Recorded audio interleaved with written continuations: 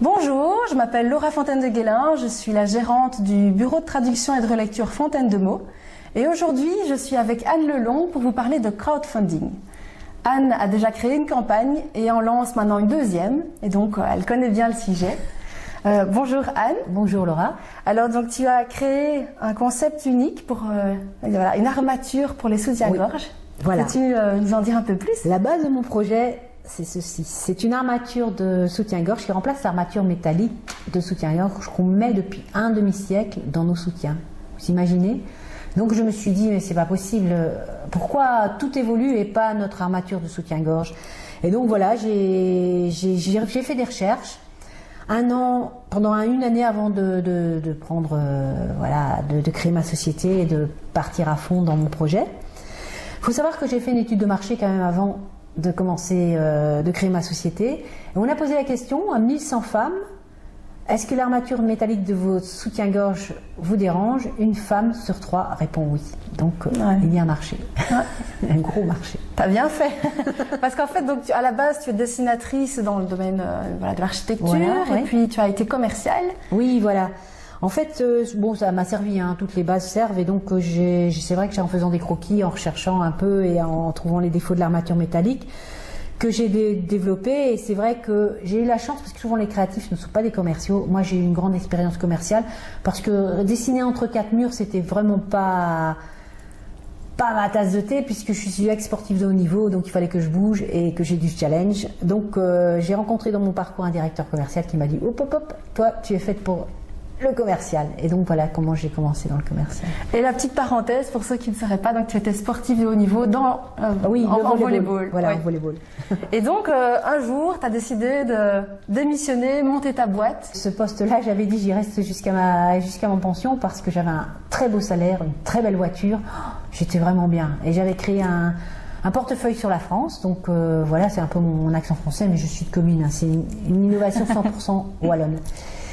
Et donc voilà, j'avais ouvert le marché sur la France, tout se passait bien, et voilà, j'ai eu cette idée. Et ça t'a tellement pris que tu as voulu lancer ça. Voilà, et j'ai été voir mon patron, et je lui ai dit voilà, je vais démissionner. J'ai dit je ne vais pas à la concurrence, mais par contre je monte mon propre projet. Il m'a dit voilà, mais tu réalises les meilleurs chiffres, la meilleure marge à la société. J'ai dit oui, mais je ne vais pas à la concurrence. Ok, c'est ton projet, je te laisse aller.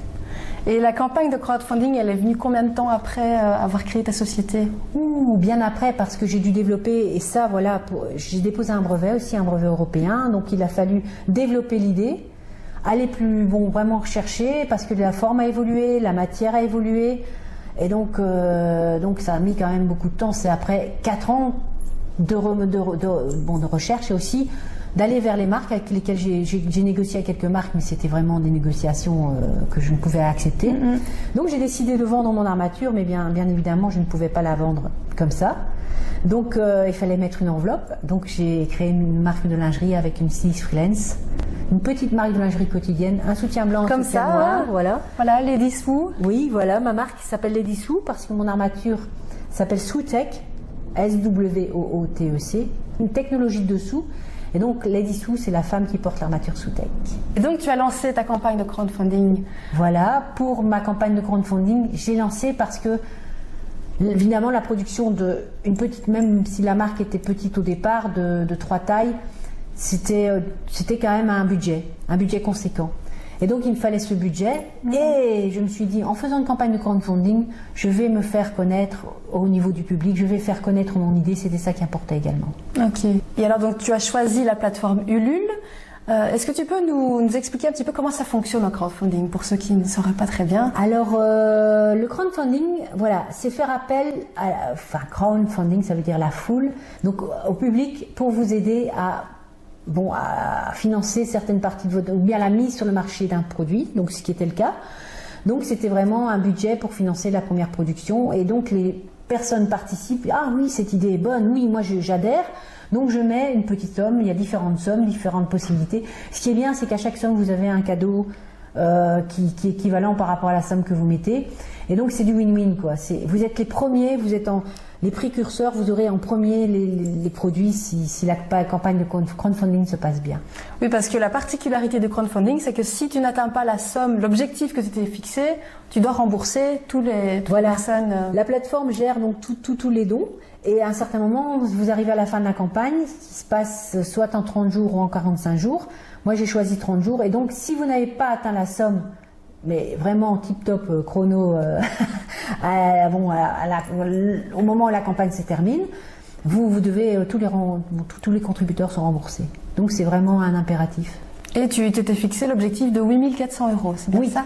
Voilà, je m'étais fixé. En fait, ce montant n'est pas fixé par hasard, c'est vraiment un montant réfléchi. Et moi, c'était le montant qu'il me fallait pour ma première production au Portugal.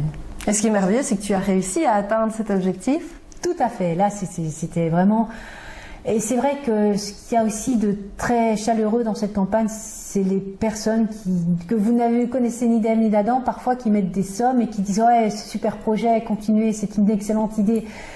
Et donc c'est vraiment l'enthousiasme autour de votre projet par rapport à une communauté qui se construit une visibilité et c'est vraiment formidable. Super. Et tu as eu des retombées positives puisque tu es passé à la télé plusieurs fois. Oui, voilà, grâce à cette production, j'avais les produits, donc j'ai pu lancer une campagne de presse.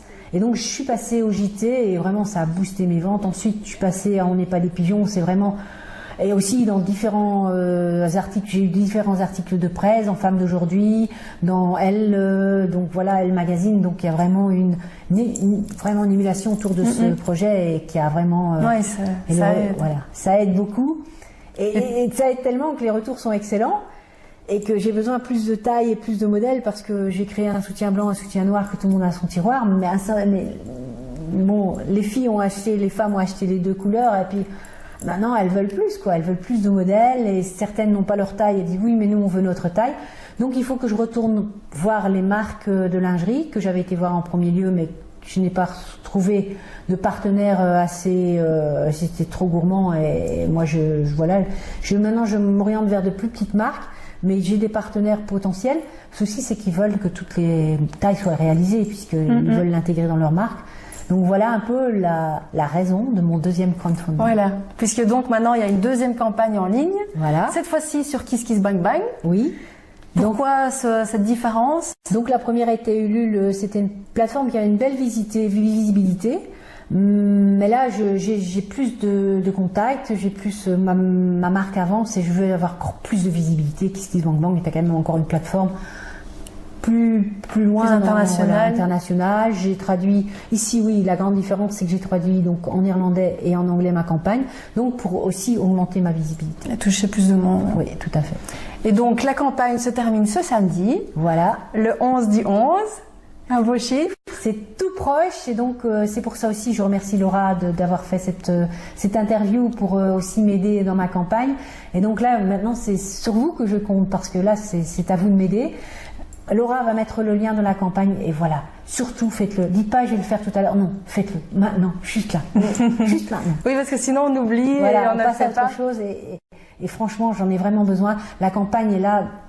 Juste vraiment... Oui, et ça tombe bien parce qu'en fait, je comptais t'interviewer sur le crowdfunding et j'ai découvert par hasard que ça tombait pile dans ta deuxième campagne. Tout à fait, donc c'est vraiment... C'est pas le hasard. Hein, voilà. Il fallait... C'est le sixième sens des femmes. Voilà. Et donc, voilà, j'espère vraiment que cette deuxième campagne va être un grand succès. Merci. Et si tu devais résumer et vraiment donner encore un dernier conseil aux entrepreneurs qui veulent faire du crowdfunding... Je leur dirais de bien préparer la campagne. Faut compter environ 1 mois de préparation parce que vous devez mettre en ligne des vidéos, bien concevoir ces vidéos. Si vous en avez, c'est bien, mais c'est encore mieux d'en concevoir une exprès pour le crowdfunding. De préparer ses contacts, de préparer ses newsletters, parce qu'une fois que c'est parti, il faut que ça démarre très vite. Et pendant l'entre-deux de campagne, c'est aller vers le client, enfin non pas vers le client, vers le public et dire voilà, c'est maintenant, il faut y aller parce que la campagne passe très très vite et surtout les dernières heures, les derniers jours, il faut mettre une énergie mais Vraiment. Et ce qui est difficile, c'est de jauger, d'en parler, mais sans harceler les. Voilà, il faut surtout pas non plus inonder parce qu'ils vont dire ouais mais bon c'est bon quoi. Mais il faut jauger. Et bon, moi je suis partie sur cette deuxième campagne sur les notes d'humour, de faire des petits messages humoristiques. Bon, avec le soutien-gorge, et vous imaginez bien que le soutien, on te soutient. Et donc oui, c'est ça, bien préparer sa campagne. C'est très important. Super. On va terminer par quelques petites questions flash comme ça. Je te propose de répondre assez rapidement. Quels sont tes conseils pour réussir en affaires? Alors pour moi c'est la détermination et c'est d'aller jusqu'au bout et de toujours se relever, trouver des solutions et voilà, rebondir. Et une astuce pour gérer plein de choses comme ça en parallèle? Alors là, un mot, organisation. Vous pouvez gagner un temps fou en vous organisant et c'est vrai que ça c'est une de mes qualités, on m'a dit. Ok, super, c'est toujours utile. Des plateformes, des sites internet qui sont utiles pour un entrepreneur? Alors les plateformes, par rapport à mon projet, c'est surtout donc la femme communiquer, donc c'est les réseaux sociaux puisque c'est la lingerie, c'est le confort. Mais par contre, mon armature, c'est du B2B, donc c'est contacter les marques, là c'est LinkedIn. Pour moi, ce sont les deux. Mais je pense qu'au niveau d'interaction, il faudrait peut-être aussi passer par Twitter ou un blog. Mais voilà, il faut trouver le temps parce qu'il faut bien le faire. Il ne faut pas le faire à moitié, sinon il ne faut pas commencer. Et alors, on va terminer par une belle citation, quelque chose qui te porte au quotidien? Alors, une citation, c'est une citation de Churchill. En fait, les pessimistes voient les difficultés dans l'opportunité et l'optimiste voit l'opportunité dans la difficulté. C'est magnifique. Un grand merci. Et donc, on compte sur vous. Soutenez le beau projet d'Anne. Soutenez-moi. J'ai besoin de votre soutien. Vous avez donc jusqu'à ce samedi pour la campagne donc sur Kiss Kiss Bang Bang. Et voici donc le lien pour soutenir ce beau projet. Merci Laura. Merci aussi. Au revoir.